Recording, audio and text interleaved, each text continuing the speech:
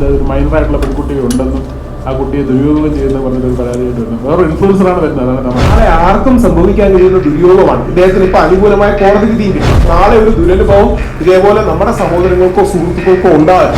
മുകേഷ് നായർ കുട്ടിയുടെ അനുമതിയില്ലാതെ മൈനറുകളുടെ അനുമതിയില്ലാതെ നമ്മുടെ നഗ്ന ചിത്രങ്ങൾ പകർത്തി സോഷ്യൽ മീഡിയയിൽ പ്രയോഗിക്കുന്നു. ഒരു കുട്ടി ഇങ്ങനെ ചെയ്ത് കാണിക്കുമ്പോൾ ബാക്കി ഇതിൽ അനുഭവിക്കുന്ന ഒരുപാട് പെൺകുട്ടികൾക്ക് ഇത് പുറത്തു പറയാൻ പറ്റത്തില്ല.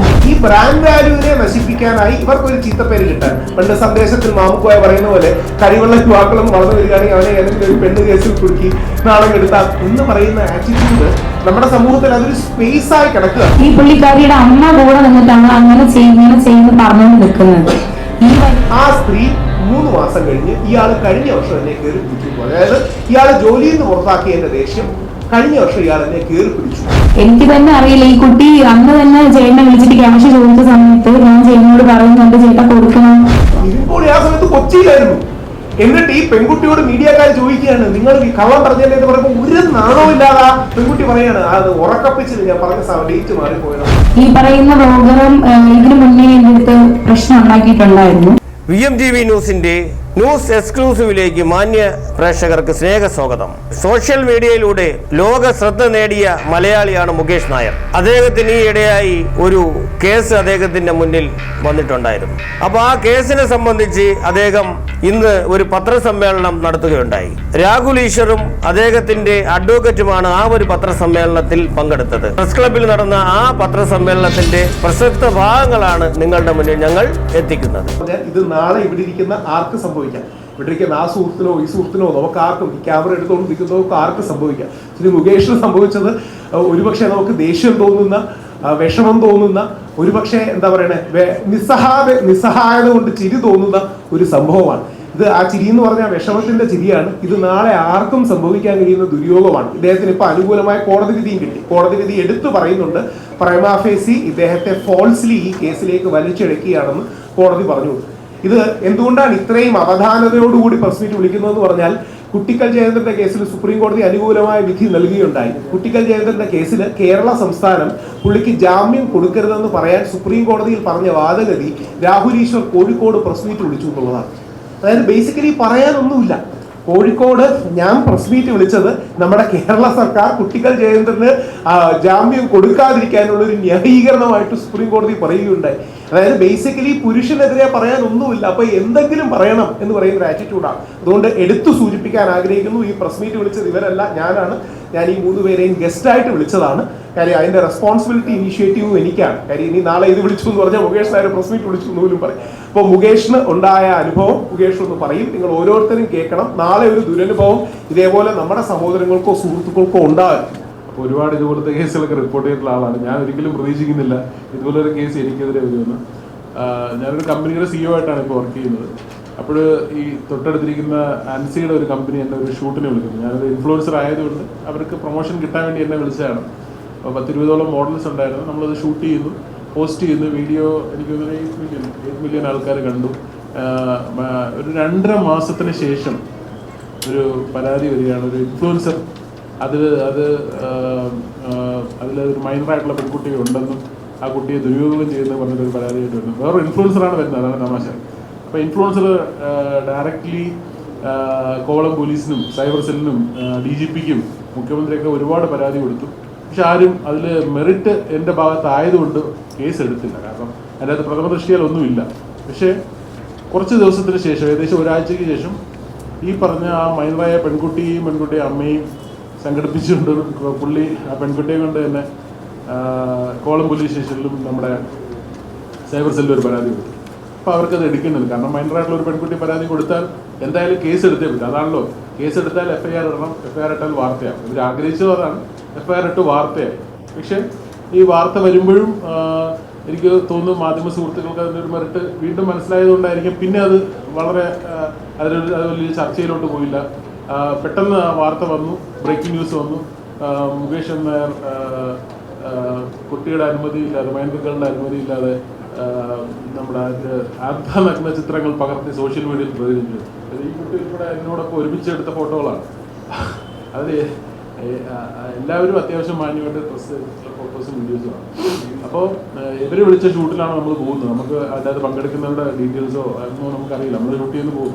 അപ്പോൾ അത്തരം വാർത്ത വരുന്നു, ഞാൻ തന്നെ ഞെട്ടിപ്പോകുന്നു, ഇനിയിപ്പോൾ ഇത് വലിയ പ്രശ്നമായല്ലോ എന്നുള്ളത്. പക്ഷെ എന്തുകൊണ്ടോ ഈ പറഞ്ഞ പരാതി കൊടുത്ത പെൺകുട്ടി പരാതി കൊടുക്കുന്നതിന് ഏകദേശം 24 മണിക്കൂർ മുമ്പ് എൻ്റെ അടുത്ത് കുറച്ച് പൈസ ചോദിച്ചത്. അത് വോയിസ് മെസ്സേജ് ആയിട്ട് വാട്സപ്പിലാണ് ചോദിച്ചത്, ഓഡിയോ ആയിട്ടാണ് ചോദിച്ചത്. എൻ്റെ ഭാഗ്യത്തിന് ആ കുട്ടി അത് ഡിലീറ്റ് ചെയ്ത് കളയാതിരിക്കുകയും ആ കുട്ടി അത് ഡിലീറ്റ് ചെയ്ത് കളഞ്ഞിട്ടില്ലായിരുന്നു. ഡിലീറ്റ് ഫോർ ആൾ കൊടുത്താൽ വാട്സപ്പിൽ നിന്ന് പോകുന്നതാണ് 24 hours. 24 hours കഴിഞ്ഞതിന് ശേഷം ആയതുകൊണ്ടായിരിക്കും, ഓർക്കാത്തതുകൊണ്ടായിരിക്കും ഡിലീറ്റ് ചെയ്യാൻ പറ്റില്ല. അത് എൻ്റെ ഫോണിൽ കിടക്കുകയും അതിനോടൊപ്പം തന്നെ അൻസി വിളിച്ച് ഈ കാര്യം ചോദിച്ചപ്പോൾ കുട്ടിക്കും കുട്ടിയുടെ അമ്മയ്ക്കും ആയിട്ടൊക്കെ സംസാരിക്കുമ്പോൾ യാതൊരുവിധ പ്രശ്നമില്ല എന്ന് പറഞ്ഞ് അൻസിക്ക് ഓട്ടോമാറ്റിക് കോൾ റെക്കോർഡിങ്ങിൽ അറിയാതെ അതും നമ്മുടെ അടുത്തുണ്ടായിരുന്നു. അപ്പോൾ ഇത് രണ്ടും എൻ്റെ വക്കീലാണ് അഫ്സൽജി, അദ്ദേഹം വഴി ഞാൻ കോടതിയിൽ ഹാജരാക്കി. അപ്പം കോടതി പ്രൈമ ഫേസ് മനസ്സിലാക്കി അതിൽ ഒരു വ്യാജ പരാതിയാണെന്നും വ്യാജ കേസാണെന്നും ഇത് ദുരുപയോഗമാണല്ലോ. കഴിഞ്ഞ വർഷം 4900-ഓളം വ്യാജ കേസുകളാണ് ഈ കുട്ടികൾ ആയിട്ട് ബന്ധപ്പെട്ട് കൊടുത്തിരിക്കുന്നത്. അപ്പോൾ അതുകൊണ്ട് എനിക്കത് നമുക്ക് ഈ കേസ് കോടതിയിലൊക്കെ ഉള്ളതുകൊണ്ട് നമുക്ക് അതിനെക്കുറിച്ച് ഡീറ്റെയിൽ ആയിട്ട് പറയാൻ പറ്റില്ല. അപ്പോൾ അത്തരം ഇതുള്ളതുകൊണ്ട് ഒരു പക്ഷേ കോടതിക്കും മനസ്സിലായി, ഇവിടുത്തെ മാധ്യമങ്ങൾക്ക് മനസ്സിലായി. എന്തായാലും എനിക്ക് ദിവസം അയച്ച ആൻറ്റിസിപ്പേറ്ററി ബെയിൽ തന്നു. കാരണം അത്രയ്ക്കും മെറിറ്റ് ഉണ്ടെങ്കിൽ മാത്രമേ കോടതി ഇങ്ങനെ ഒരു കേസിന് അല്ലെങ്കിൽ മിനിമം 45 അല്ലെങ്കിൽ 90 ദിവസം പിടിച്ചകത്തിട്ടിട്ട് മാത്രമേ ബെയിൽ കൊടുക്കുകയുള്ളൂ. അതങ്ങനെയാണ്. കാരണം അതിൻ്റെ അകത്ത് പിന്നീട് നമ്മൾ പ്രൂവ് ചെയ്താൽ മതി എന്നുള്ളതാണ്. പക്ഷെ അത്തരം ഒരു ദുരനുഭവം ഉണ്ടാവാതെ തന്നെ എൻ്റെ കയ്യിൽ ഇത്തരം തെളിവുകൾ ഞാൻ എൻ്റെ അഡ്വക്കേറ്റ് അഫ്സൽജി വഴി കോടതിയിൽ ഹാജരാക്കുകയും കോടതി അനുകൂലമായി ഒരു വിധി തരികയും ചെയ്തു. അപ്പോൾ ഇതിൽ എനിക്ക് അപ്പോൾ ആ സമയത്ത് ഈ ഒരു പ്രശ്നം വരുന്ന സമയത്ത് രാഹുൽജിയെ കോൺടാക്ട് ചെയ്തു, എൻ്റെ മെറിറ്റിനെ കുറിച്ച് ചോദിച്ചു. അദ്ദേഹത്തിന് ഞാൻ എല്ലാം അയച്ചു കൊടുത്തു. അദ്ദേഹം ഒരുപാട് സപ്പോർട്ട്, പ്രത്യേകിച്ച് മെൻ്റൽ സപ്പോർട്ട് എനിക്ക് തന്നത്. കാരണം ഇങ്ങനൊരു പ്രശ്നം വരുമ്പോൾ നിങ്ങൾ വിഷമിക്കേണ്ട കാര്യമില്ല, കാരണം ഇതാർക്കെതിരെ എപ്പോഴും ഉണ്ടാവുന്നതാണ്. പുള്ളിക്കെതിരെ തന്നെ ആരെങ്കിലും എന്തൊക്കെയോ കുറേ വ്യാജ പരാതി കൊടുത്ത് പുള്ളി തന്നെ വലിയൊരു വ്യക്തിമാണ്. പുള്ളിയും പറഞ്ഞു അതൊന്നും ഒരു വലിയ കാര്യമൊക്കെ ഉണ്ട്. പക്ഷേ ഈ പറയുന്നില്ല, ഈ വാർത്ത എപ്പോഴും വരുന്നത് നമ്മളെന്താണ് ഒരാളെ പിന്നെ FIR എടുത്തു അല്ലെങ്കിൽ കേസ് എടുത്തു എന്ന് പറഞ്ഞു. അപ്പോൾ കോടതി അയാളെ പരാമർശിച്ചുകൊണ്ട് അയാൾക്ക് അനുകൂലമായ ഒരു വിധി വന്നാൽ ആ വാർത്ത ആരും കൊടുക്കാറില്ല. അതാ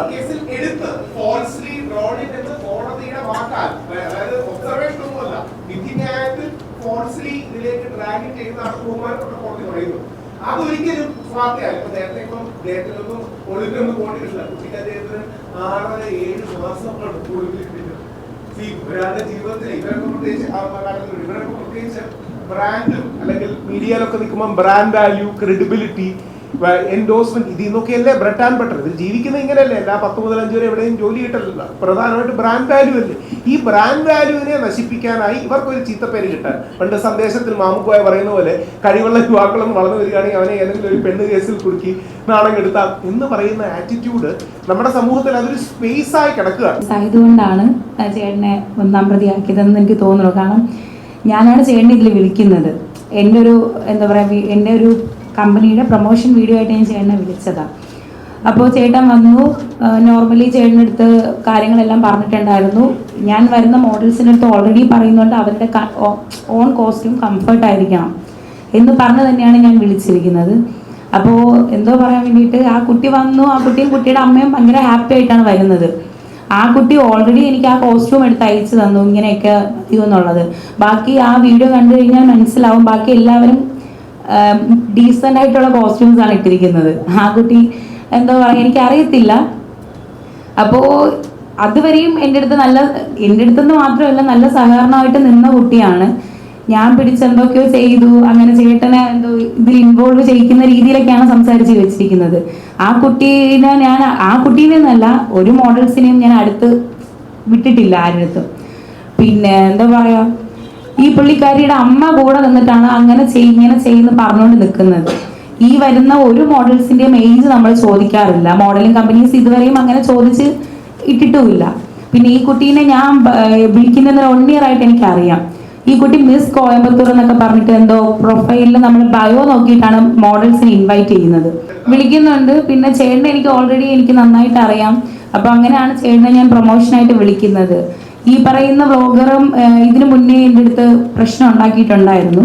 അപ്പോൾ ഈ വ്ളോഗറിനെ ഞാൻ വിളിക്കാത്തതിൻ്റെ പേരും കൂടെ ആയിരിക്കണം ചേട്ടനെ ഇതിൽ വിളിച്ചു എന്നൊക്കെ ഉള്ളത് കൊണ്ടാവണം ഈ പുള്ളി ഇങ്ങനെയൊക്കെ തിരിഞ്ഞതെന്ന് എനിക്ക് തോന്നുന്നു.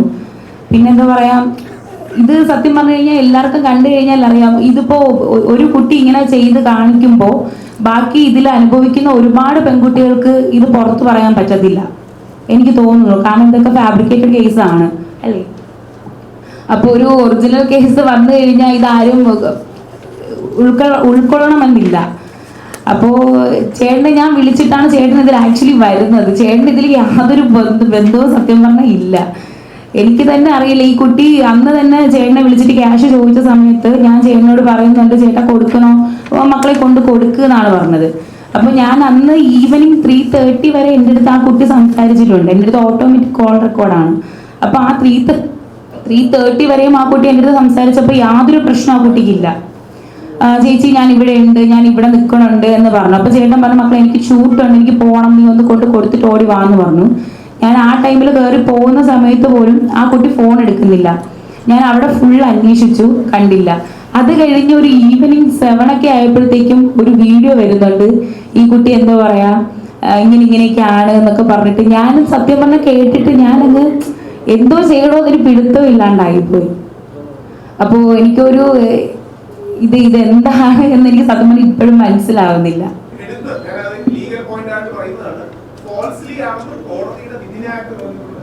എനിക്ക് പ്രത്യേകിച്ച് ഒന്നും പറയാനില്ല. പ്രധാനമായിട്ടും പറയാം, അദ്ദേഹം പറഞ്ഞ വളരെ കറക്റ്റാണ്. കുട്ടികൾ ജയേന്ദ്രന്റെ കാര്യം തന്നെ നമുക്കറിയാവുന്നതാണ്. 6.5 മാസത്തോളം അദ്ദേഹം ഒളിവിൽ നിൽക്കേണ്ടി വന്നു. നമ്മളെല്ലാം മനസ്സിലാക്കാനുള്ള പ്രധാനപ്പെട്ട കാര്യമാണത്. കാര്യം പോക്സോ കേസിലോ അല്ലെങ്കിൽ ഇത്തരം പരാതികളിലോ ബന്ധപ്പെട്ട ഒരു FIR രജിസ്റ്റർ ചെയ്യുകയും ആ കേസുമായി ബന്ധപ്പെട്ട് നമ്മൾ കോടതിയെ സമീപിച്ചാൽ തന്നെ മുൻകൂർ ജാമ്യം 90% ലഭിക്കില്ല. നിരപരാധി കുടുങ്ങി 6.5 മാസം ഒളിവിൽ ജീവിക്കാനുള്ള സാമ്പത്തികപരമായിട്ടും മനസ്സുകൊണ്ടും എല്ലാം തളർന്ന് പിന്നെ ഒരു ശവമായിട്ടാണ് അദ്ദേഹം പിടിക്കപ്പെടുന്നെങ്കിലോ മുൻകൂർ ജാമ്യം കിട്ടുന്നെങ്കിലോ. ഭാഗ്യത്തിന് കുട്ടികൾ ജയേന്ദ്രന് കിട്ടി. മുകേഷിനെ സംബന്ധിച്ചിടത്തോളം അത്ര ബുദ്ധിമുട്ടേണ്ടി വന്നില്ല. ബഹുമാനപ്പെട്ട തിരുവനന്തപുരം ജില്ലാ കോടതി തന്നെ മുകേഷിന് മുൻകൂർ ജാമ്യം അനുവദിച്ചു. അതിനുള്ള സാഹചര്യം സ്വാഭാവികമായിട്ടും അങ്ങനെ അനുവദിക്കാറില്ല. അദ്ദേഹം പൂർണ്ണമായി നിരപരാധിയാണെന്ന് ഉൾക്കൊണ്ടു എന്നല്ല അതിൻ്റെ അർത്ഥം. പ്രൈമ ഫേസി ആ കേസിൽ ആ കൊടുത്ത കംപ്ലൈന്റ് നിലനിൽക്കില്ല എന്നുള്ള ബോധ്യം കോടതിക്കുണ്ടായി.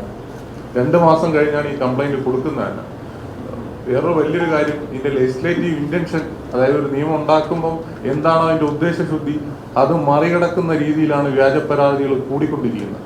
തീർച്ചയായിട്ടും ഈ പുരുഷ ബില്ല് നിയമസഭയിൽ അവതരിപ്പിക്കണമെന്നും അതുമായി ബന്ധപ്പെട്ട ചർച്ച ഉണ്ടാകണമെന്നും ഞാൻ ആശിക്കുകയാണ്. കാരണം ഒരുപാട് നിരപരാധികൾ, എത്ര ആൾക്കാരാണ് ആത്മഹത്യ ചെയ്യുന്ന പരാതി. ഈ സത്യസന്ധമായിട്ട് പറഞ്ഞാൽ ഈ വ്യാജ പരാതി കാരണം ഒരുപാട് കുട്ടികൾ ഇത്തരത്തിൽ ചൂഷണം ചെയ്യപ്പെടുന്നുണ്ട്. ഇതൊന്നും പൊതുസമൂഹത്തിൽ എത്തുന്നു മാത്രമല്ല, യഥാർത്ഥ ശിക്ഷ അവർക്ക് പ്രതികൾക്ക് വാങ്ങിക്കൊടുക്കുന്നതിലൊക്കെ പരാജയമായിട്ട് കാര്യങ്ങൾ മുന്നോട്ട് പോവുകയാണ്. പോലീസ് ഇതിൽ വലിയൊരു കുഴപ്പം. പോലീസിനെ സംബന്ധിച്ചിടത്തോളം പരാതി വന്നാൽ പിന്നെ അങ്ങ് കേസെടുക്കുക, പിടിച്ചകത്തിടുക. അവരെ സംബന്ധിച്ച് അവർ നിഷ്ക്രിയരെന്നല്ല, അവരെ കൈകളെ ബന്ധിപ്പിച്ചിരിക്കുകയാണ് ഈ നിയമത്തിന്റെ പ്രശ്നങ്ങൾ മൂലം. അപ്പൊ ഇത്തരം കാര്യങ്ങൾ പുരുഷ ബില്ല് നിയമസഭയിൽ വരണമെന്നാണ് എൻ്റെ ഒരു ആഗ്രഹം. പക്ഷേ അവർക്കിത് നേരെ തിരിച്ചു പറഞ്ഞാലേ അവർക്ക് നിയമത്തിൽ സ്പേസ് ഉള്ളൂ. അവർക്കിത് തിരിച്ചു പറഞ്ഞില്ലെങ്കിൽ, ഇപ്പൊ ഇതിൽ തന്നെ ഇദ്ദേഹത്തിനെതിരെ ഇത് വളരെ സീരിയസ് ആണ്, ഇതിൽ ജാമ്യം കൊടുക്കാൻ പാടില്ല എന്ന് ഇദ്ദേഹത്തിനെതിരെ നമ്മുടെ public hospital special public hospital വാദിക്കും. കാര്യം അത് വാദിച്ചേ പറ്റും. പുള്ളിക്ക് അറിയാത് വെറുതെയാണ്, പുള്ളിക്ക് അറിയാത് കള്ളത്തരമാണ്. കാര്യം അങ്ങനെ വാദിച്ചില്ലെങ്കിൽ എന്ത് പറ്റും? സ്ത്രീകൾക്ക് അനുകൂലമല്ല, കുട്ടികൾക്ക് അനുകൂലമല്ല എന്ന് ആ വക്കീലിനെതിരെ പരാതി വരും. ഇത് ഫ്രിവിലസ് കേസാണ്. ഞാൻ കുറച്ചുകൂടെ ഇപ്പൊ മുകേഷിന് എല്ലാവർക്കും കുറെ കൂടെ അറിയാവുന്ന ഹൈക്കോടതി ഒന്ന് ഉദാഹരണം പറയാം. ഡോക്ടർ അരുൺകുമാറിനെതിരെ പോക്സോ കേസിൽ 1-ാം പ്രതിയാക്കി വന്നു. അരുൺകുമാർ ആ പെൺകുട്ടിയെ കണ്ടിട്ടില്ല. വേറെ ഏതോ ജില്ലയിലിരിക്കുന്ന പോക്സോ കമ്മിറ്റിയിലെ ഒരുത്തന് എന്നാൽ ഞാനൊന്ന് സ്റ്റാറായി കളയാന്ന് പറഞ്ഞ് അവൻ കൊണ്ട് പരാതി കൊടുക്കുന്നു. എന്നിട്ട് അരുൺകുമാർ ഷാബാസ് എന്ന് പറയുന്ന റിപ്പോർട്ടിലെ വേറൊരാളാണ് വരുന്നത്. ആർക്ക് വേണമെങ്കിൽ ദുരുപയോഗം ചെയ്യാൻ കഴിയുന്നൊരു കാര്യമായി മാറി. അപ്പൊ മുകേഷിന് ഒരു പക്ഷേ സ്ട്രെങ്ത് ഉള്ളതുകൊണ്ടും നല്ലൊരു നെറ്റ്വർക്ക് ഉള്ളതുകൊണ്ടും അദ്ദേഹം ശക്തമായി ഡിഫെൻഡ് ചെയ്തു. അഫ്സലിയെ പോലെ അഡ്വക്കേറ്റ് കിട്ടി. അരുൺകുമാർ റിപ്പോർട്ട് ഉള്ളതുകൊണ്ട് ശക്തമായി ഡിഫെൻഡ് ചെയ്ത് അവരുടേതായ നിലപാട് മുമ്പോട്ട് വെച്ചു. സാധാരണക്കാരൻ കുടുങ്ങിപ്പോവും, അവൻ തളർന്നു പോവും, അവന് ഓഫീസിൽ നിന്ന് മാറി നിൽക്കേണ്ടി വരും. ഞാൻ 1-2 ഉദാഹരണങ്ങൾ നേരത്തെ ഇവിടെ തന്നെ പറഞ്ഞിട്ടുണ്ട്. ടെക്നോ പാർക്കിലെ 2 എംപ്ലോയീസ് ഇതേപോലെ പോക്സോ അല്ലാതെ വ്യാജ പരാതി വന്നതാണ്. ഈ വ്യാജ പരാതി വന്നത് കാരണം അവരെ ടെക്നോ പാർക്കിൽ നിന്ന് സസ്പെൻഡ് ചെയ്തു. രണ്ടാമത് തിരിച്ച് കോടതിയിൽ നിന്ന് അനുകൂലമായ വിധി കിട്ടി, ഫോൾസ് കേസ് ആണ് എന്ന് എവിഡന്റ്ലി കോടതി പറഞ്ഞതിന് ശേഷം ഇവർ തിരിച്ച് ജോയിൻ ചെയ്യാൻ വന്നു. HR അല്ലെങ്കിൽ അവിടുത്തെ ഹ്യൂമൻ റിസോഴ്സ് ഡിപ്പാർട്ട്മെന്റ് പറഞ്ഞു നിങ്ങളെ ജോലിക്ക് എടുക്കില്ല. അപ്പോൾ അവർ പറഞ്ഞു നമുക്ക് തെറ്റൊന്നുമില്ലല്ലോ, പക്ഷെ ഓൾറെഡി ഗൂഗിളിലൊക്കെ നിങ്ങളുടെ പേരടിക്കുകയാണെങ്കിൽ നിങ്ങൾ ഈ കേസിൽ കുടുങ്ങി തുടങ്ങിയ കാര്യങ്ങളാണ് വരുന്നത്. നേരത്തെ മുകേഷ് പറഞ്ഞൊരു പോയിന്റ് നിങ്ങൾ ശ്രദ്ധിക്കണം. മാധ്യമങ്ങൾ ഇവർക്ക് അനുകൂലമായ വാർത്ത ഒന്നും കൊടുക്കൂലുമില്ല. കാര്യം ഈ നെഗറ്റീവിന് മാത്രമേ വാർത്തയുള്ളൂ. അപ്പൊ ഇവർക്ക് തങ്ങൾക്കൊരു കാര്യം തെറ്റായി വന്നു, അതിന് തങ്ങൾ വിജയിച്ചു എന്നൊരു കാര്യം വരുന്നില്ല. ഈ രാം തിവാരിയുടെ കേസുണ്ട്, അതാണ് ഇന്ത്യയിലെ ലാൻഡ്മാർക്ക് കേസ്. 7 വർഷം പുള്ളി ഈ വ്യാജ പോക്സോയ്ക്കകത്ത് കിടന്നു. 7 വർഷം. കൊറോണ കൂടി ആയതുകൊണ്ടാണ്, ഇല്ലെങ്കിൽ 2-3 വർഷമേ കിടക്കുള്ളായിരുന്നു. അതായത് ഇദ്ദേഹം +2 പഠിപ്പിച്ച കുട്ടിയെ റേപ്പ് ചെയ്തു, പ്രഗ്നന്റ് ആക്കി, അബോർട്ട് ചെയ്യിച്ചു. ഇതാണ് ആ കേസ്. 7 വർഷം ജയിലിൽ കിടന്നു. 7 വർഷത്തിന് ശേഷം കോടതി കണ്ടെത്തി റേപ്പ് നടന്നിട്ടില്ല, ഈ കുട്ടി പ്രഗ്നന്റ് ആയിട്ടില്ല, അബോർട്ടും ആയിട്ടില്ല. സ്കൂളിൽ മാർക്ക് കൊടുക്കുന്നതിന്റെ പേരിലും സ്കൂളിൽ അസൈൻമെന്റ് വെക്കുന്നതിന്റെ പേരിലും 2-3 പെൺകുട്ടികളെ ഇദ്ദേഹം ശകാരിച്ചപ്പോൾ സാറിന് പണി കൊടുക്കാന്ന് പറഞ്ഞ് പെൺകുട്ടികളെ പരാതി കൊടുത്തതാണ്. 7 വർഷം ഒരാളുടെ ലൈഫിലെ പോവാണ്. എന്നിട്ട് അയാൾക്കെതിരെ വാർത്ത തോന്നുമ്പോൾ വലിയ രീതിയിൽ കേന്ദ്രീയ വിദ്യാലയയിലാണ്, നിങ്ങൾ ജസ്റ്റ് ഗൂഗിൾ അടിച്ചു നോക്കിയാൽ കേന്ദ്രീയ വിദ്യാലയയിലെ സാർ ഇതേപോലെ പോക്സോ കേസിൽ അറസ്റ്റ്. ഇയാളുടെ 7 വർഷം പോയി, ജോലി പോയി, ജീവിതം പോയി. അവിടെയാണ് ഞങ്ങൾ നിങ്ങളുടെ ചോദ്യങ്ങൾക്ക് മുമ്പ് ഒരു വരി കൂടെ പറഞ്ഞ 2 കാര്യങ്ങളാണ്. ഒന്ന്, ഈ പുരുഷ ബില്ല് വളരെ ഏറ്റവും മിതമായ റിക്വസ്റ്റുകൾ മാത്രം വെക്കുന്നതാണ്. സ്ത്രീകൾക്ക് ഇതേവരെ കിട്ടിയ എല്ലാ അവകാശങ്ങളും അതേപോലെ നിലനിർത്തിക്കൊണ്ട് സ്ത്രീകൾക്ക് ഇതുവരെ കിട്ടിയ സ്ത്രീപക്ഷ നിയമങ്ങളിൽ ഒരു കാര്യം പോലും എടുത്തു മാറ്റാതെ പുരുഷന്മാർക്കും പ്രശ്നമൊന്നുണ്ടെന്ന് കണ്ട് അതിലേക്ക് സർക്കാർ ശ്രദ്ധ കേന്ദ്രീകരിക്കണം. പുരുഷന്മാർക്ക് പോകാനൊരു സ്ഥലം വേണം. ഇത് വരുമ്പോൾ ഒരാൾ പേടിച്ചു പോകും, അയാൾ പാനിക്കാവും, അയാൾക്ക് എവിടെയെങ്കിലും ഒരു സപ്പോർട്ടിന് പോകാൻ സ്ഥലമില്ല. വനിതാ കമ്മീഷൻ പോലെ, മനുഷ്യാവകാശ കമ്മീഷൻ പോലെ, ഇപ്പം നമ്മുടെ കേരള സർക്കാർ വളരെ നല്ലൊരു വയോജന കമ്മീഷൻ കൊണ്ടുവരുന്നുണ്ട്. ചിലരെങ്കിലും ശ്രദ്ധിച്ചു കാണും, പ്രായമായവർക്ക് വേണ്ടി ഒരു ബില്ലും കാര്യങ്ങളും. അതേപോലെ ഒരു പുരുഷ കമ്മീഷൻ വേണം. ഇന്ത്യയിൽ അതൊരു മൂവ്മെന്റായി വരണം. ആ പുരുഷ കമ്മീഷന്റെ അടക്കമുള്ള ഭാഗങ്ങളുടെ ഭാഗമായിട്ട് ഇവരടക്കമുള്ള ഒരുപാട് പേർ അതിന് സപ്പോർട്ട് ചെയ്യാറുണ്ടാവും. കാര്യം നമ്മുടെ ജീവിതത്തിൽ പൊള്ളൽ വരുമ്പോഴേ അത് നമുക്ക് മനസ്സിലാവും. ഒരു വരി കൂടെ പറഞ്ഞ് നിങ്ങളുടെ ചോദ്യങ്ങളിലേക്ക് കിടക്കാം. ഇത് എൻ്റെ ലൈഫിൽ ഈ കുറച്ചു കാലം മുമ്പ് വന്നത് എൻ്റെ മകൻ്റെ ബർത്ത്ഡേയുടെ ദിവസമാണ്. ഹണി റോസിന്റെ പരാതി. എൻ്റെ മകൻ്റെ പേര് യാഗെന്നാണ്, 7 വയസ്സേ ഒരു പ്രായമുള്ളൂ. അപ്പോൾ അവൻ്റെ 8ാമത്തെ ബർത്ത്ഡേക്ക് ആണ് ഹണി റോസിന്റെ പരാതി. ഒരു ശനിയാഴ്ചയാണ് വരുന്നത്. അപ്പോൾ ആദ്യം ഈ ഹണി റോസിന്റെ പരാതിക്ക് മെറിറ്റ് ഇല്ലെന്ന് പറഞ്ഞ് പോലീസ് കേസ് എടുക്കില്ലെന്ന് പറഞ്ഞു. രണ്ടാമത് നിയമോപദേശം ചോദിച്ചു, കേസ് എടുക്കണ്ടെന്ന് പറഞ്ഞു. ഇതേ പരാതി ആ പെൺകുട്ടി അടുത്ത ദിവസം നിന്ന് കൊടുത്തപ്പോൾ എനിക്കെതിരെ കേസെടുത്തു. അപ്പോൾ അറസ്റ്റ് ഉണ്ടാവും എന്നെ വിളിച്ചു പറഞ്ഞു. അപ്പൊ എൻ്റെ മകന്റെ ബർത്ത്ഡേ പാർട്ടി നടക്കുന്ന ദിവസമാണ്. 7-8 അവന്റെ കൂടെയുള്ള പിള്ളേരുണ്ട്. അവരുടെ ഫ്രണ്ട് വെച്ച് എന്നെ അറസ്റ്റ് ചെയ്യരുതെന്ന് പറഞ്ഞാണ് ഞാൻ ഹൈക്കോടതിയിൽ പോയി ജാമ്യം തരും. ഹൈക്കോടതി അപ്പം തന്നെ ജാമ്യം തരും. ഹൈക്കോടതി അന്നല്ല, അതിൻ്റെ അടുത്ത ദിവസം ജാമ്യം തരും. ഇതിന്റെ പ്രശ്നം ആണിനെ ഈസി ടാർഗറ്റായി അടിക്കാൻ, ആണിനെ അടിക്കുന്നത് എന്തോ മെച്ചമാണ് എന്ന തെറ്റിദ്ധാരണ നമ്മുടെ സമൂഹത്തിലുണ്ട്. പുരുഷ വിരോധമാകരുത് സ്ത്രീപക്ഷം, അത്രയേ ഉള്ളൂ. സ്ത്രീപക്ഷത്തെ പൂർണ്ണമായി അംഗീകരിക്കുന്നു. അവരുടെ എല്ലാ അവകാശങ്ങളും 1 നൂറ്റാണ്ട് കൊണ്ട് പോരാടി നേടിയതാണ്. അത് അതേപോലെ നിലനിർത്തിക്കൊണ്ട് വ്യാജ പരാതികൾ വരികയാണെങ്കിൽ, ഫോൾസ് കംപ്ലൈന്റുകൾ വരികയാണെങ്കിൽ, അല്ലെങ്കിൽ എതിരാളികൾ ഈ വ്യാജ പരാതി വെച്ച് ഒരാളെ ടാർണിഷ് ചെയ്യാൻ നോക്കുകയാണെങ്കിൽ അതിന് ഒരു പ്രതിരോധം വേണം. നിയമസഭയിൽ വരെ എത്തിച്ചിട്ടുണ്ട്. ഇന്ത്യയിൽ ഒരു സംസ്ഥാനത്തൊന്നും ഉണ്ടായിട്ടില്ല ഇതുവരെ. നിയമസഭയിൽ എത്തിച്ചിട്ടുണ്ട്. 140 MLA-മാർക്ക് നിയമസഭ തന്നെ കാശ് ചെലവാക്കി പ്രിന്റ് എടുത്ത് കൊടുത്തിട്ടുണ്ട്. സ്പീക്കർ ഒരു ദിവസം അനുമതിയും തന്നിരുന്നു. ഒഫീഷ്യലി സ്പീക്കർ അനുമതിയും തന്നു. ചില കാര്യങ്ങളാൽ എൽദോ സ്കൂളിലേക്ക് അവതരിപ്പിക്കാൻ പറ്റിയില്ല. ഞങ്ങളുടെ താഴ്മയേറിയ അഭ്യർത്ഥന, പ്രതിപക്ഷ നേതാവ് ആദരണീയനായ ശ്രീ VD സതീശൻ പോലെ വലിയൊരു ഇന്റലക്ച്വലാണ് അദ്ദേഹം, ഒരുപാട് വായനയുള്ള ആളാണ്. അദ്ദേഹം അതിന് അനുമതി കൊടുക്കുമെന്നാണ്, അവതരിപ്പിക്കാൻ അനുമതി കൊടുക്കണം എന്നുള്ളതാണ്. 3 കാര്യങ്ങൾ, അതായത് ഒരുപാടുണ്ട്, പക്ഷെ കറക്സ് 3 ഉള്ളൂ. ഒന്ന്, പെൺകുട്ടിയുടെ പേര് നമ്മൾ പറയാൻ പാടില്ല. ഇപ്പം ഞങ്ങൾ 2 നിയമം പഠിച്ചുകൊണ്ടാണ് പെട്ടെന്ന് ഇടപെട്ട് വിലക്കിയത്. വേറൊരു റെഫറൻസ്, ഒരു സ്ഥലത്തിന്റെ റെഫറൻസ് പറയരുത്. കാര്യം ഒരു കാരണവശാലും അങ്ങനെ പെൺകുട്ടിയെ ഐഡന്റിഫൈ ചെയ്ത് ഒരു കാര്യം നമ്മൾ പറയരുത്. അതാണ് നിയമം, അത് നമ്മൾ അനുസരിക്കണം. നമ്മുടെ വിജയബാബു ഇതേപോലെ ഫേസ്ബുക്ക് ലൈവിൽ ആ പെൺകുട്ടിയുടെ പേര് പറയുണ്ടായി. ഞാൻ വിളിച്ചു പറഞ്ഞാൽ വിജയബാബുവിനെ കൊണ്ട് ഡിലീറ്റ് ചെയ്യും. ഞാൻ പറഞ്ഞാൽ അത് പാടില്ല. ആ കുട്ടി കൊടുത്ത കള്ളപ്പരാതിയാണ്, അത് വേറെ. ഒരു സിനിമയിൽ ഹീറോയിൻ ആക്കാത്തതുകൊണ്ടാണ് ആ കുട്ടി പരാതി കൊടുക്കുന്നത്. അതായിക്കോട്ടെ, പക്ഷേ നമ്മൾ മാന്യത കാണിക്കണം. നമ്മൾ ആ പെൺകുട്ടിയുടെ ഐഡന്റിഫിക്കേഷൻ, ആ പെൺകുട്ടിയെ ID ചെയ്യുന്ന ഒരു കാര്യങ്ങളും പറയാൻ പാടില്ല. ഇതേപോലെ പ്രഥമ ദൃഷ്ടിയ എങ്കിലും കേസുണ്ടെന്ന് കാണാതെ പുരുഷന്റെ പേരും പുരുഷന്റെ ഫോട്ടോയും അടക്കം വെളിയിൽ പോകാൻ പാടില്ല. അതായത് കോടതി പ്രഥമ ദൃഷ്ടിയ കേസുണ്ടെന്നോ ഇയാൾ കുറ്റക്കാരനാണെന്നോ ഒക്കെ പറയുകയാണെങ്കിൽ മാധ്യമങ്ങൾക്കും സോഷ്യൽ മീഡിയയിലും ഒക്കെ അയാളെ കുറിച്ച് എന്ത് വേണമെങ്കിലും പറയാം, പൊങ്കാല ഇട്ടോളൂ അയാളെ കയറി. പക്ഷേ ഒരു നിരപരാധിക്ക് ആ ദുര്യോഗം ഏൽക്കേണ്ടി വരരുത്. അതാണ് ഒന്ന്. 2, നമ്മൾ ഓരോ സജഷൻസ് ആയിട്ട് കൃത്യമായിട്ട് മുമ്പോട്ട് നോക്കുന്ന 3. പിന്നെ പുരുഷന്മാർക്കടക്കം ഈ സാഹചര്യങ്ങളിൽ പുരുഷ കമ്മീഷൻ ഫ്രീ ആയിട്ടുള്ള ലീഗൽ മെന്ററിംഗ്, കൗൺസിലിംഗ് തുടങ്ങിയ കാര്യങ്ങൾ പുരുഷന്മാർ ചെയ്യണം. 3, നമ്മൾ പറയുന്നതല്ല, ബഹുമാനപ്പെട്ട കേരള ഹൈക്കോടതിയിലെ ജസ്റ്റിസ് PV കുഞ്ഞികൃഷ്ണൻ സാറിന്റെ അടക്കമുള്ള ബെഞ്ച്, ബദറുദ്ദീൻ സാറിന്റെ ബെഞ്ച്, പിന്നെ 10 സെപ്റ്റംബർ 2024 ബഹുമാനപ്പെട്ട കോടതി പറയുന്ന ഒരു കാര്യമാണ്. കോടതി പറയുന്നത് കുറ്റാരോപിതർക്കും റൈറ്റ് ടു പ്രിവസി ഇവർക്കുമുണ്ട്. ആ റൈറ്റ് ടു പ്രിവസി ഉയർത്തിപ്പിക്കണം. അതായത് വിധി വന്നതിന് ശേഷമല്ല, അത് തന്നെ ഹേമ കമ്മിറ്റിയുടെ റിപ്പോർട്ടിന്റെ കോണ്ടെക്സ്റ്റിലൊക്കെയാണ് അത് പറയുന്നത്. അപ്പൊ ഇവരുടെ റൈറ്റ് ടു പ്രിവസി നമുക്ക് വേണം. ഇതേപോലെ ഒരു പുരുഷ കമ്മീഷൻ വേണം. അതിൽ ഏറ്റവും പ്രധാന അംഗങ്ങളിൽ ഒന്നൊരു സ്ത്രീയാണ്. പുരുഷ കമ്മീഷനിൽ ഈ ബില്ലിൽ ഡ്രാഫ്റ്റ് ചെയ്തിരിക്കുന്നതിൽ ഏറ്റവും പ്രധാനപ്പെട്ട ഒരു അംഗം സ്ത്രീയാണ്. അതിന്റെ കാരണം സ്ത്രീ അവകാശങ്ങളെ അംഗീകരിക്കുകയും ഈ സ്ത്രീക്ക് ഒരു ഇമ്പോർട്ടന്റ് കോൾ ഉണ്ട് അതിനകത്ത്. ഈ ഏതൊക്കെ കേസ് പരിഗണിക്കണം, ഏതൊക്കെ കാര്യങ്ങൾ അക്സെപ്റ്റ് ചെയ്യണം, അത് തീരുമാനിക്കുന്ന ഒരു സ്ത്രീയാണ്. കാര്യം നാളെ ഏതെങ്കിലും തെറ്റുകാരായ പുരുഷന്മാർ ഈ ബില്ലിനെ മറയാക്കി രക്ഷപ്പെടരുത്. നമ്മളങ്ങനെ ലീഗൽ ഡിഫൻസ് ഉണ്ട്. ഈ ബില്ല് തുടങ്ങുന്നത് പോലും ഞാൻ 2 വരി വായിക്കാം. ഈ ബില്ല് തുടങ്ങുന്ന ആ 1 വരി വായിക്കാം, അതിന്റെ സത്യസന്ധത മനസ്സിലാവും. സ്ത്രീകൾക്കാണോ പുരുഷന്മാർക്കാണോ സമൂഹത്തിൽ കൂടുതൽ ലിംഗാധിഷ്ഠിതമായ പ്രശ്നങ്ങൾ അനുഭവിക്കേണ്ടി വരിക എന്ന് നമ്മൾ ആത്മാർത്ഥമായി ചിന്തിച്ചാൽ അത് സ്ത്രീകൾക്ക് തന്നെയാണ് എന്ന് നിസ്സംശയം പറയാം. എല്ലാ കണക്കുകളും പഠനങ്ങളും അത് സ്ത്രീകൾക്ക് തന്നെയാണ് എന്നാണ് തെളിയിക്കുന്നത്. എന്നാൽ അതോടൊപ്പം മാറുന്ന ലോകത്തിൽ പുരുഷന്മാർക്കും അവരവരുടേതായ പ്രശ്നങ്ങളുണ്ടെന്ന് തിരിച്ചറിയുമ്പോഴാണ് യുവജന കമ്മീഷൻ മാതൃകയിൽ ഒരു പുരുഷ കമ്മീഷൻ വേണം എന്ന് പറയുന്നത്. ബഹുമാനപ്പെട്ട സുപ്രീം കോടതിയിലടക്കം നമ്മൾ ഇത് റേസ് ചെയ്യുന്നു. അതുകൊണ്ട് ഇത് നമ്മളുടെ അച്ഛൻ, നമ്മുടെ സഹോദരൻ, നമ്മുടെ സുഹൃത്തിന് വേണ്ടിയാണ്. ഓർക്കുക, നിങ്ങളുടെ, എൻ്റെ അച്ഛൻ, സഹോദരൻ, സുഹൃത്ത് ജയിലിൽ നിന്ന് ഒരു വ്യാജ പരാതി അകലത്തിൽ മാത്രമാണ്. അവർ ജയിലിൽ നിന്ന് ഒരു വ്യാജ പരാതി അകലത്തിൽ മാത്രമാണ്. ഇപ്പൊ മുകേഷ് DGPക്ക് പരാതി കൊടുത്തിട്ടുണ്ട്. DGPക്ക് പരാതി കൊടുക്കേണ്ടത് മുകേഷ് ഉത്തരവാദിത്തമാണ്. ഞാൻ തമാശയിൽ മുകേഷിനോട് പറഞ്ഞു, നിവിൻ പോളി പരാതി കൊടുത്തിട്ടുണ്ട്, DGP അനങ്ങുന്നില്ല. സാക്ഷാൽ ഉമ്മൻചാണ്ടി സാറിന്റെ കേസ് DGP അനങ്ങുന്നില്ല. അല്ലെങ്കിൽ എൽദോസ് കുന്നപ്പള്ളിക്കെതിരെ വ്യാജ പരാതിയാണെന്ന് കോടതി പറഞ്ഞിട്ട് അനങ്ങുന്നില്ല. മുകേഷിന് നീതി കിട്ടുകയാണെങ്കിൽ സന്തോഷം. കാര്യം പോലീസുകാർക്ക് അത് എത്തുമ്പോഴേ ഒരു കോൾഡ് മനസ്ഥിതിയാണ്.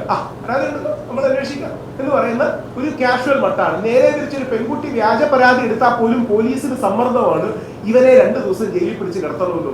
കാര്യം നാളെ പോലീസിന് പറയാൻ കഴിയുന്ന ഡിഫൻസ് കണ്ടോ അവൻ 3 ദിവസം ജയിലിൽ കിടന്നു. ഈ ഒരു ദുരവസ്ഥയിലേക്ക് നമ്മൾ പോകരുത്. അതിൽ ഏറ്റവും ഇന്റർവ്യൂ ചെയ്യാൻ കഴിയുന്നത് നിങ്ങൾ മീഡിയക്കാർക്കാണ്. കാര്യം ആ മാധ്യമങ്ങൾ പറയുന്നതിന് വലിയ വാല്യൂ ഉണ്ട്. കോടതികളിൽ പോലും മാധ്യമങ്ങൾ പറയുന്നതിന് വാല്യൂ ഉണ്ട്. അതുകൊണ്ടാണ് ജസ്റ്റിസ് PV കുഞ്ഞികൃഷ്ണൻ കോടതിയിലെ ഹിയറിംഗിൽ നൌഷാദ് എന്ന് പറഞ്ഞ് കണ്ണൂരിലെ ഒരാൾക്കെതിരെ വ്യാജ പരാതി വന്നു. ആ ഹിയറിംഗിൽ ജസ്റ്റിസ് കുഞ്ഞികൃഷ്ണൻ ബെഞ്ചിലിരുന്ന് പറഞ്ഞു, ഈ കേസ് രാഹുൽ ഈശ്വറിന്, നിങ്ങൾ എൻ്റെ അഡ്വക്കേറ്റ് ഉണ്ടായിരുന്നു, നിങ്ങൾ രാഹുൽ ഈശ്വറിനെ ഇതുപോലുള്ള കേസുകൾ എടുത്ത് ഫൈറ്റ് ചെയ്യാൻ, സോഷ്യൽ ആക്ടിവിസം വഴി ഫൈറ്റ് ചെയ്യാൻ പറയണോ. നൌഷാദ് ഒരു സ്ത്രീയെ സ്ഥിരമായി ജോലിക്ക് വരാത്തോണ്ട് പുറത്താക്കി. പഞ്ചലല്ലാത്ത ജസ്റ്റിസ് PV കുഞ്ഞികൃഷ്ണൻ അടിച്ചാൽ കിട്ടും. ആ സ്ത്രീ 3 മാസം കഴിഞ്ഞ് ഇയാൾ കഴിഞ്ഞ വർഷം എന്നെ കയറി പിടിച്ചു. അതായത് ഇയാൾ ജോലിയിൽ നിന്ന് പുറത്താക്കിയതിന്റെ ദേഷ്യം കഴിഞ്ഞ വർഷം ഇയാൾ എന്നെ കയറി പിടിച്ചു എന്ന് പറഞ്ഞ് അവർ കേസ് കൊടുത്തു. പോലീസ് ഇയാളെ അറസ്റ്റ് ചെയ്തു. ഇയാൾ ആ കേസ് ക്വാഷ് ചെയ്യാൻ വേണ്ടിയാണ് കോടതി വന്നത്. വ്യക്തിവിരോധം തീർക്കാൻ ചെയ്യുന്ന, പ്രശ്നങ്ങൾ തീർക്കാൻ ചെയ്യുന്ന ശ്രീ സിദ്ദിഖിന്റെ കേസ് നിങ്ങൾ കണ്ടാണ്. ആ കേസ് നിങ്ങൾ വായിച്ചു നോക്കണം. ആദ്യം പറഞ്ഞത് എന്നെ വാക്കുകൾ കൊണ്ട് അസോൾട്ട് ചെയ്തു, 2ാമത് പറഞ്ഞത് എന്റെ സെക്ഷൽ ഫേവറിനോട് ചോദിച്ചു, 3ാമത് പറഞ്ഞത് എന്നെ റേപ്പ് ചെയ്തു. എന്ത് ഈസി ആയിട്ട് മാറി പോവാണ്. അപ്പോ ഇതിന്റെ പ്രശ്നം അവർക്ക് വെറുതെ പറഞ്ഞാൽ മതി. ഈ ബാക്കി അനുഭവിക്കുന്ന പുരുഷന്റെ പ്രശ്നം എന്താ? ഇവൻ കോടതിയിൽ പോകണം, ഇവൻ അഡ്വക്കേറ്റിന് റിസോഴ്സ് അറേഞ്ച് ചെയ്യണം, മീഡിയയുടെ ഫ്രണ്ടിൽ നാണം കിടണം, കുടുംബങ്ങളുടെ ഫ്രണ്ടിൽ നാണം കിടണം. ഈ നാണക്കേടിന്റെ ഒരു അവസാനം വേണ്ടേ? നാളെ നമുക്കത് വരുമ്പോഴാണ് നമുക്ക് പൊള്ളുന്നത്. നമുക്കത് വരുമ്പോഴേ നമുക്ക് പൊള്ളുകയുള്ളൂ. അപ്പോൾ ഞങ്ങൾക്ക് അതാണ്. നിങ്ങൾ എന്തെങ്കിലും ചോദ്യങ്ങളുണ്ടെങ്കിൽ ദയവായി ചോദിക്കുക. മീഡിയക്കാർക്കും 2 പേർക്കാണ് ഇതിൽ ഏറ്റവും പുരുഷന്മാരെ ഹെൽപ്പ് ചെയ്യാൻ കഴിയുന്നത്. നിങ്ങൾ മീഡിയക്കാർക്കും കോടതിക്കും. ഞങ്ങൾ മീഡിയക്കാരോട് റിക്വസ്റ്റ് ചെയ്യുന്നത്, പുരുഷനെതിരെ ഇപ്പോൾ വാർത്ത കൊടുക്കാൻ തടയുന്നില്ല, നിങ്ങൾ വാർത്ത കൊടുത്തോളൂ. അയാൾക്ക് അനുകൂലമായി വന്നാൽ അതും കൂടെ ഒന്ന് കൊടുക്കണം. അതും കൂടി ഒന്ന് കൊടുക്കണം. കാര്യം അതാണല്ലോ എന്റെ മര്യാദ. അപ്പൊ നാളെ മുകേഷിനെ ഏതെങ്കിലും വലിയൊരു കമ്പനി എൻഗേജ് ചെയ്യാൻ നോക്കുകയാണ് ബ്രാൻഡ് അംബാസഡർ ആയിട്ട്. അവര് സെർച്ച് ചെയ്യുമ്പോൾ 2 കാണുമല്ലോ. ഇയാൾക്കെതിരെ ഇതേപോലെ ഒരു കേസ് കൊടുക്കും, ഇയാൾക്ക് അനുകൂലമായി കോടതി വിധി എന്ന് കാണും. ഈ അടുത്തിടയ്ക്ക് പേര് പറയുന്നില്ല, കാര്യം അവർക്ക് ഇപ്പോഴും വെളി വരാൻ വേണ്ടിയാണ്. എന്റെ എന്റെ വൈഫ് ദീപയുടെ അടുത്ത സുഹൃത്തിന്റെ ഫാദർ, വളരെ പ്രായമായ അത്യാവശ്യം ഉന്നതനായ ഉദ്യോഗസ്ഥൻ, 6 ദിവസം നമ്മൾ ഈ കാര്യം ഡയറക്ടർ രഞ്ജിത്തിന്റെ കാര്യത്തില് 2 അക്യൂസേഷൻ ഉണ്ടായി. 2ാമത്തത് എനിക്ക് തോന്നുന്നു ഒരു പയ്യനാണ്. ആ കേസ് കർണാടക ഹൈക്കോടതിയിൽ ആന്റിസിപ്പേറ്ററി ബെയിൽ ഓർഡർ തീർക്കാർക്കെങ്കിലും അറിയാമോ? അങ്ങനെ ഒരു ഹോട്ടൽ തന്നെ ഇല്ലായിരുന്നു. എന്തുകൊണ്ട് നിങ്ങൾ ആ വാർത്ത കൊടുക്കണ്ടേ? അദ്ദേഹത്തിന്റെ രാഷ്ട്രീയമോ അക്കാര്യങ്ങളോ മറച്ചിരിക്കുന്നില്ല. ഒരാളെ അക്യൂസേഷൻ, അദ്ദേഹം ജീവിതം, ഞാൻ അതിനുശേഷം അദ്ദേഹത്തെ ഒരൊറ്റ മാധ്യമങ്ങളിലോ ഒന്നും കണ്ടിട്ടില്ല. അദ്ദേഹം മാനസികപരമായി തളർന്നതാണ്. സ്ത്രീയെ പീഡിപ്പിച്ചു എന്ന് മാത്രമല്ല, പുരുഷനെയും പീഡിപ്പിച്ചു എന്നാണ് 2ാമത്തെ കേസ്. അങ്ങനെ ഒരു ഹോട്ടൽ തന്നെ ഇല്ല. ഞാൻ ഓർഡർ വായിച്ചതാണ്, രണ്ടാമത്തെ ഓർഡർ വായിച്ചതാണ്. കർണാടക ഹൈക്കോടതി പറഞ്ഞ കൃത്യം വാചകം classic example of a false case. ഇത് വ്യാജ കേസിന്റെ ക്ലാസിക് എക്സാമ്പിൾ ആണ്. 2012 പീഡിപ്പിച്ചു എന്നാണ് ഈ പുരുഷൻ വാർത്ത കൊടുത്തത്. രേവതി മാഡത്തിനെ വരെ, അതായത് രേവതി മാഡത്തിന് ഈ പയ്യന്റെ നഗ്ന ചിത്രങ്ങൾ രഞ്ജിത്ത് സാർ അയച്ചു കൊടുത്തു എന്നൊക്കെ പറഞ്ഞു. 2012 സംഭവിച്ചു എന്നാണ് പുള്ളി പറഞ്ഞത്. ആ ഹോട്ടൽ 2015 തുടങ്ങിയത്. 2015 തുടങ്ങിയ ഹോട്ടലിൽ 2012 പീഡിപ്പിക്കാൻ പറ്റൂല്ലോ. ഇതിന്റെ പ്രശ്നമേ അപ്പം മീഡിയയിൽ സ്പേസ് കിട്ടാനും. പോട്ടെ, നമ്മുടെ നിവിൻ പോളിയുടെ കേസില് ഡിസംബർ 14, 15, 16 നിവിൻ പോളി ദുബായിൽ വെച്ച് പീഡിപ്പിച്ചു എന്ന് പറഞ്ഞു. നിവിൻ പോളി ആ സമയത്ത് കൊച്ചിയിലായിരുന്നു. എന്നിട്ട് ഈ പെൺകുട്ടിയോട് മീഡിയക്കാർ ചോദിക്കുകയാണ്, നിങ്ങൾ കള്ളം പറഞ്ഞല്ലേ എന്ന് പറയുമ്പോൾ ഒരു നാണവും ഇല്ലാതെ പെൺകുട്ടി പറയാണ്, അത് ഉറക്കപ്പിച്ചില്ല, ഞാൻ പറഞ്ഞ ഡേറ്റ് മാറിപ്പോയതാണ്. ഇപ്പോഴും നിങ്ങൾക്ക് അറിയാമെന്നറിയില്ല, നിവിൻ പോളിയുടെ കൂടെ 6 പേർക്കെതിരെ കൂടെ ആരോപണമുണ്ട്. അവർക്കെതിരെ ഇപ്പോഴും അന്വേഷണം തുടങ്ങുകയാണ്. നിവിൻ പോളിയുടെ ഭാഗ്യത്തിൽ നിവിൻ പോളി കൊച്ചിയിലുണ്ടായിരുന്നു. ഇപ്പൊ മുകേഷ്, ഞാൻ ഈ മുകേഷ് ഞങ്ങൾ സംസാരിച്ചു, എല്ലാ സാധനവും നോക്കി. ഈ പെൺകുട്ടി മുകേഷിനോട് കാശ് ചോദിക്കുന്നുണ്ട്, ഇത്തരം സാധനങ്ങളുണ്ട്, ഇത് ദൈവം സഹായിച്ച ഓട്ടോമാറ്റിക് റെക്കോർഡിംഗ് സാധനങ്ങളുണ്ട്. ഇതൊന്നും ഇല്ലെങ്കിൽ എങ്ങനെയാ തെളിയിക്കാൻ പറ്റുക? അപ്പൊ എന്നിട്ട് പോലീസുകാർക്ക് പ്രത്യേകിച്ച് തെളിവൊന്നും കിട്ടില്ല. മുകേഷ് നായർ അന്വേഷണത്തിലാണ്. ഒരിക്കലും തീരാത്ത പ്രവാസിയുടെ യാത്ര എന്ന് പറയുന്നത് ഒരിക്കലും തീരാത്ത പോലീസിന്റെ അന്വേഷണത്തിൽ ഇത് പോകും. ഇവർക്ക് വീടില്ലേ, കുടുംബമില്ലേ, നാട്ടുകാരില്ലേ, വീട്ടുകാരില്ലേ, അച്ഛനില്ലേ, അമ്മയില്ലേ, ബന്ധുക്കളില്ലേ? നാളെ നമ്മുടെ ഒരു ബന്ധുക്കളുടെ കല്യാണത്തിൽ വിളിച്ചാൽ നമ്മൾ പോകാൻ മടിക്കും. കാര്യം എന്താ, ആരെങ്കിലും പറഞ്ഞ എന്ത്. അങ്ങനെ 2 ദിവസം ഇവിടെ നമ്മൾ വിളിച്ചിട്ടുണ്ടായിരുന്നു. അങ്ങനെ ഒരാള് പറയാണ്, സ്വന്തം അച്ഛനും അമ്മയും എന്നെ, അതായത് പുള്ളി നിരവധി 52 ദിവസം ജയിലിൽ കിടന്നു. ഇതേ പ്രശ്നം നമ്മൾ അയാളെ കൊണ്ടുവരും. 52 ദിവസം പുള്ളി ജയിലിൽ കിടന്നു. അവസാനം കോടതി ഫുള്ള് വാഷ് ചെയ്ത് വ്യാജ കേസാന്ന് പറഞ്ഞു. ഇപ്പം പോലും അച്ഛനും അമ്മയും ഒന്നും പുള്ളി ഒരു സ്ഥലത്ത് പോലും പരിപാടിക്ക് വിളിക്കില്ല. കാര്യം നാണക്കേടാണ്. കാര്യം വളരെ പ്രമാദമായ ഒരു കേസാണ്, നാണക്കേടാണ്. ഇതേപോലെ പണി കൊടുക്കാൻ ചെയ്യുന്ന. അപ്പം ഇതിന് തടയാൻ എന്താ, ഒരു പൊതുജനത്തിന്റെ അവയർനെസ് ആണ് പ്രധാനം, പബ്ലിക് അവയർനെസ്. 2, legal intervention. ഞങ്ങളാൽ കഴിയുന്ന ലീഗൽ ഇന്റർവെൻഷൻ നടത്തുന്നുണ്ട്. 2 അനുകൂല ഹൈക്കോടതി വിധികളാണ് കഴിഞ്ഞ 1 വർഷത്തിനുള്ളിൽ വന്നത്. 2 അനുകൂല ഹൈക്കോടതി, 2 ബെഞ്ചില്, ഒന്ന് ബദറുദ്ദീൻ സാറിന്റെ ബെഞ്ചില്, ഒന്ന് നമ്മുടെ PV കുഞ്ഞികൃഷ്ണൻ സാറിന്റെ ബെഞ്ചില്. ഈസി ആയിട്ട് വെറുതെ ടെക്നിക്കലി അങ്ങ് ലോക്ക് ചെയ്യാനുള്ള ഒരു അവസരമാണ്. നാളെ നിങ്ങൾക്കും എനിക്കും ഇത് വരും. നാളെ നമ്മുടെ മക്കൾക്കോ നമ്മുടെ എന്താ പറയുക കുട്ടികൾക്ക് ഇത് വരും. ഒരു കാലത്ത് നമ്മൾ ആലങ്കാരിക പറയാറുണ്ട്, എനിക്ക് 2 പെൺകുട്ടികളുണ്ട്, അല്ലെങ്കിൽ അതുകൊണ്ടാണ് ഞാൻ കൺസേൺ. എനിക്ക് അതേപോലെ 2 ആൺകുട്ടികളാണ്. എനിക്ക് ആ കാര്യത്തിൽ കൺസേൺ ഉണ്ട്. കാര്യം നാളെ ഏതെങ്കിലും അവർക്ക് അവരുടെ ശത്രുവിനൊപ്പം, ഇത് തന്നെ ഞാൻ ആരുടെ പേര് പറയുന്നില്ല, ഒരു ഇൻഫ്ലുവൻസർ മുകേഷിന് അത്രയും വലിപ്പമില്ല, പകുതിയോ ഉള്ളവർക്ക് ഇൻഫ്ലുവൻസർ, പുള്ളിക്ക് ഒരു പണി കൊടുക്കാന്ന് വിചാരിച്ചു. ആ പെൺകുട്ടിയെ കൊണ്ട് വീഡിയോ ഒക്കെ റെക്കോർഡ് ചെയ്യിച്ചു കൊടുക്കുക. ചോദിക്കാൻ വന്നാണോ എന്തെങ്കിലും? അപ്പൊ എന്തെങ്കിലും നിങ്ങൾ ചോദ്യം ഉണ്ടെങ്കിൽ ചോദിക്കണം, എന്നിട്ട് അത് കൊടുക്കണം. കാര്യം അതിലൂടെ മാത്രമേ ഇതിൽ പ്രതിവിധി ഉള്ളൂ, അതിലൂടെ മാത്രമേ അതിൽ പ്രതിരോധമുള്ളൂ. ഒരാളെ വ്യക്തമായിട്ട് അദ്ദേഹം കേസിൽ ഉൾപ്പെട്ട ആളാണെങ്കിൽ മാത്രമേ നമ്മുടെ പത്രമാധ്യമങ്ങൾ അയാൾക്കെതിരെ വാർത്ത ചെയ്യുവാൻ പാടുള്ളൂ. കാരണം അദ്ദേഹം ഇന്ന് ഈ ചെയ്ത കുറ്റത്തിന് നിരപരാധിയാണ് എന്നുണ്ടെങ്കിൽ നിങ്ങൾക്ക് എന്തെങ്കിലും അദ്ദേഹത്തിന് അല്ലെങ്കിൽ അദ്ദേഹത്തിനുണ്ടായ നാണക്കേടിന് നിങ്ങൾക്കൊരു ശാശ്വത പരിഹാരം ചെയ്തു കൊടുക്കാൻ നിങ്ങൾക്ക് സാധിക്കുമോ? അതുകൊണ്ട് എൻ്റെ പ്രിയ മാധ്യമ സുഹൃത്തുക്കളെ, നിങ്ങളെല്ലാവരും ശ്രദ്ധിക്കുവാനുള്ളത്, വാർത്ത ഇടുന്നതിന് മുമ്പേ അതിൻ്റെ സത്യാവസ്ഥ എന്താണെന്ന് ബോധ്യപ്പെട്ടതിന് ശേഷം വാർത്ത ഇടുക. ഇത് അദ്ദേഹത്തിൻ്റെ വാക്കുകളാണ് ആ ഒരു ലൈവിലൂടെ അല്ലെങ്കിൽ ആ ഒരു പത്രസമ്മേളനത്തിലൂടെ അദ്ദേഹം പറഞ്ഞത്. അപ്പോൾ ഇത് നമ്മൾ ഓരോ മാധ്യമക്കാരും പ്രത്യേകം ശ്രദ്ധിക്കേണ്ട ഒരു കാര്യമാണ്. എന്തായാലും മറ്റൊരു എക്സ്ക്ലൂസീവ് ന്യൂസുമായി വീണ്ടും കാണുന്നവരെ നന്ദി, നമസ്കാരം.